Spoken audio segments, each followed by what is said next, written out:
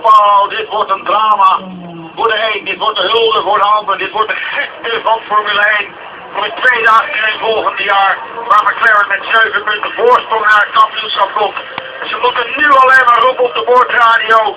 Steek die baan af, Renault overal rechtdoor toe wat om kampioen te worden. Maar de Brazilianen en de fans van Ferrari springen ook nog op van de bank. Vandaar waar Massa pole position en een overwinning leek te pakken voor niks. Is dat ene plekje wat Lewis Hamilton verliest dodelijk geworden.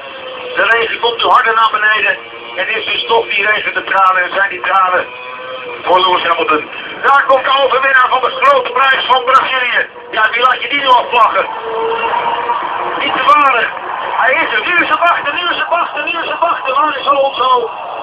Waar is Rijkonen? Waar is Lotma? Waar is Lewis Hamilton? Kan hij zelf nog een wonder verrichten? Weet hij nog de actie te vinden in die McLaren om in die laatste ronde?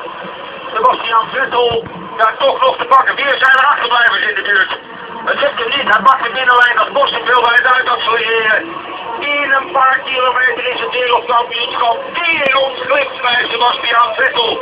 De wereldkampioen van 2008 heet Felipe Massa uit Sao Paulo.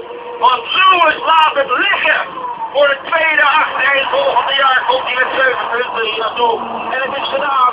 En dit is een onschrijfbaar scenario.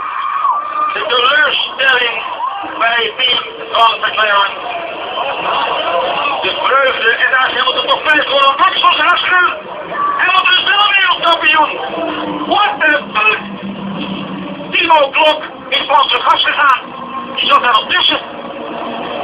Hamilton is vijfde en hij is wel wereldkampioen. Ik zag Nicole Scherzinger dansen, ik denk, que pasa? De vreugde.